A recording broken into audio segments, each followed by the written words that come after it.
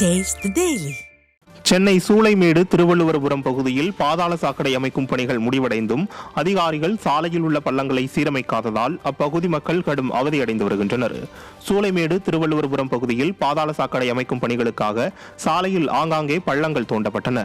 இந்த நிலையில் பணிகள் முடிவடைந்த நிலையில் மாநகராட்சி அதிகாரிகள் சாலையில் இருந்த பள்ளங்களை மூடி சீரமைக்காததால் அப்பகுதி மக்கள் கடும் அவதியடைந்து வருகின்றனர்.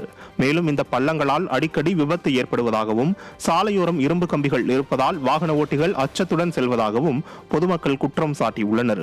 திறனற்ற திமுக ஆட்சியில் அதிகாரிகளின் அலட்சியத்தால் மக்கள் அவதியடைந்து வருவதாக பொதுமக்கள் குற்றம் சாட்டியுள்ளனர்.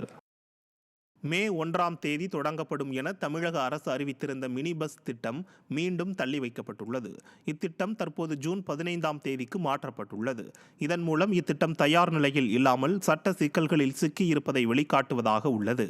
எதையும் திட்டமிட்டு குறிப்பிட்ட நேரத்தில் செயல்படுத்த திராணி இல்லாத நிர்வாக திறனற்ற ஸ்டாலின் மாடல் ஆட்சியால் இதுபோன்ற ஒவ்வொரு திட்டத்திலும் காலதாமதம் ஏற்படுவது வாடிக்கையாகியுள்ளதாக குற்றம் சாட்டப்படுகிறது. தூத்துக்குடி மாவட்டம் கோவில்பட்டி அருகே புதிய நியாய விலைக் கடையை அதிமுக முன்னாள் அமைச்சர் கடம்பூர் ராஜு திறந்து வைத்தார். வடக்கு இளந்தைக்குளம் கிராமத்தில் அதிமுக நாடாளுமன்ற உறுப்பினர் சி.வி. சண்முகம் நிதியிலிருந்து 13.16 லட்சம் ரூபாய் மதிப்பீட்டில் புதியதாக கட்டப்பட்ட நியாய விலைக் கடை திறப்பு விழா கயத்தாறு அதிமுக மேற்கு ஒன்றிய செயலாளர் செல்வகுமார் தலைமையில் நடைபெற்றது. இதில் கலந்து கொண்ட முன்னாள் அமைச்சர் கடம்பூர் ராஜு பசும்பொன் முத்துராமலிங்க தேவர் திருவுருவ சிலைக்கு மாலை அணிவித்து மரியாதை செலுத்திய பின்னர் நியாய விலைக் கடையை ரிப்பன் வெட்டி திறந்து வைத்தார். இந்த நிகழ்ச்சியில் கழக நிர்வாகிகள் பலர் கலந்து கொண்டனர். நீலகிரி மாவட்டம் கூடலூர் அருகே பல ஆண்டுகள் கழித்து அமைக்கப்பட்ட சாலையில் பேருந்து சேவைக்கு வனத்துறையினர் அனுமதிக்காததால் அப்பகுதி மக்கள் சாலை மறியலில் ஈடுபட்டனர். புலிகள் காப்பக வனப்பகுதியை ஒட்டியிருப்பதால் முதுமலை ஊராட்சிக்குட்பட்ட நாகம்பள்ளி மற்றும் அதனை சுற்றியுள்ள 5க்கும் மேற்பட்ட கிராமங்களில் சாலை மற்றும் வாகன வசதிக்கு வனத்துறையினர் தடை விதித்திருந்தனர். இந்த நிலையில் கிராம சாலைகள் மேம்பாட்டு திட்டத்தின் கீழ் சுமார் 76 லட்சம் ரூபாய் மதிப்பீட்டில் சாலை அமைக்கப்பட்டு அரசு பேருந்து சேவையும் தொடங்கப்பட்டது. அந்த பேருந்தை கிராமத்திற்குள் அனுமதிக்க முடியாது என கூறி வனத்துறையினர் தடுத்ததால் போஸ்பரா சங்கிலி கேட் பகுதியில் அப்பகுதி மக்கள் 100க்கும் மேற்பட்டோர் சாலை மறியலில் ஈடுபட்டனர். அங்கு வந்த அதிமுக சட்டமன்ற உறுப்பினர் பொன் ஜெயசீலனும் அப்பகுதி மக்களோடு இணைந்து மறியலில் ஈடுபட்டார். தருமபுரி மாவட்டம் பாலக்கோடு அருகே அதிகாரிகள் வராததால் கிராம சபை கூட்டத்தை பொதுமக்கள் புறக்கணித்தனர். உழைப்பாளர் தினத்தையொட்டி பெரும்பாலான இடங்களில் அதிகாரிகள் கலந்து கொள்ளாததால் கண் துடைப்பிற்காக கூட்டம் நடைபெற்றது. இந்நிலையில் எர்ரனஹள்ளி ஊராட்சியில் உள்ள மூங்கப்பட்டி கிராமத்தில் கிராம சபை கூட்டத்தில் கலந்து கொள்ள பொதுமக்கள் காலை 10 மணியில் இருந்து காத்திருந்தனர். ஆனால் ஊராட்சி செயலாளர் மற்றும் அதிகாரிகள் என யாரும் வராததால் பொதுமக்கள் கிராம சபை கூட்டத்தை புறக்கணித்து சென்றனர். மக்களின் குறைகளை தீர்க்க நடைபெறும் கிராம சபை கூட்டத்தை கூட திறனற்ற ஸ்டாலின் அரசின் நிர்வாகம் முறையாக நடத்தவில்லை என பொதுமக்கள் குற்றம் சாட்டினர். மே தின நாளில் ஸ்டாலின் அரசு வயிற்றில் அடித்துள்ள சம்பவம் தொழிலாளர்கள் இடையே வேதனையை ஏற்படுத்தியுள்ளது. சென்னை தண்டையார்பேட்டை மண்டலத்தில் 200க்கும் மேற்பட்ட மாநகராட்சி பள்ளிகளில் ஆயிரக்கணக்கான தூய்மை பணியாளர்கள் பணியாற்றி வருகின்றனர்.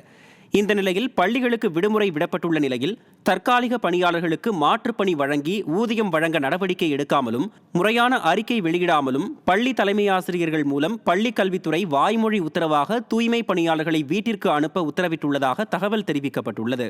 மேலும் மே மாதம் பணி செய்து வரும் ஊதியத்தால் தூய்மை பணியாளர்கள் தங்களது தேவைகளை பூர்த்தி செய்து கொள்வார்கள் எனவும், ஆனால் தொழிலாளர்களின் கஷ்டத்தை கவனத்தில் கொள்ளாமல் அவர்களது வயிற்றில் அடிக்கும் செயல்களை ஸ்டாலின் அரசின் மாநகராட்சி அதிகளவில் செய்து வருவதாக குற்றச்சாட்டு எழுந்துள்ளது. இப்போ நேற்று சென்னை பள்ளித்துறையிலேருந்து சொன்னால் எல்லா ஸ்கூல் ஹெட்மாஸ்டருக்கும் ஹெட்மாஸ்டர் எல்லாருக்குமே ஒரு வாட்ஸ்அப் ஆடியோ ஒரு ஆர்டர் மாதிரி அவங்க போட்டாங்க. இது ஜியோலாம் இல்லாமல் என்னன்னு சொன்னால் உங்களுக்கு இந்த பள்ளிக்கூடத்தில் வேலை செய்யக்கூடிய தற்காலிக பணியாளர்கள் என்யூஎம்எல் ஸ்டாஃப்னு சொல்லி கொஞ்சம் பேர் இருப்பாங்க.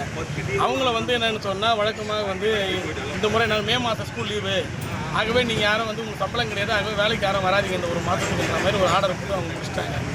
கடந்த காலங்கள் வரைக்கும் எப்படி பண்ணுவாங்கன்னு சொன்னால் இந்த மே மாதம் லீவ் வந்துன்னு சொன்னால் இந்த தற்காலிக பணியாளர்களுக்கு நீங்கள் வேறு மாநகராட்சியோட வேறு பணிகளை கொடுப்பாங்க. நீங்கள் இப்போ எவ்வளோ பணிகளுக்கு பற்றாக்குறை என்பது இப்போ இருக்குது.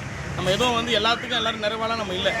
அந்த பணியாளர்கள் என்ன பண்ணுவாங்கன்னா பார்க்கை க்ளீன் பண்ணுறதுக்கோ இல்லை அலுவலகங்களை க்ளீன் பண்ணுறதுக்கோ வேறு வேலைகளை சாலையை க்ளீன் பண்ணுறதுக்கோ எதுக்கோ ஒரு சில விஷயங்களுக்காக அவங்க பயன்படுத்துவாங்க. ஆனால் இந்த முறை ஒரே அடியாக நான் சொன்னால் அவங்கள வீட்டுக்கு போங்க அப்படின்ற மாதிரி அவங்க சொல்லிடுறாங்க.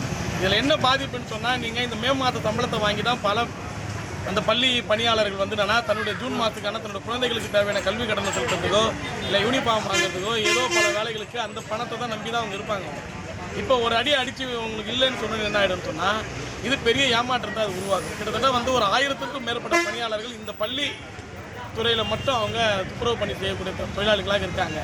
ஆகவே வந்து என்னன்னா இது தொடர்ந்து இந்த மாதிரி உத்தரவு என்பது என்னன்னா ஏதோ பணத்தை மிச்சம் பண்ணுறோன்ற பேரில் வந்து அடி வயிற்றில் ஏழை தொழிலாளிகள் வயிற்றில் அடிக்கக்கூடிய போக்கு என்பது அது மாநகராட்சியில் ரொம்ப அதிகமாக டெவலப் ஆகி வருது.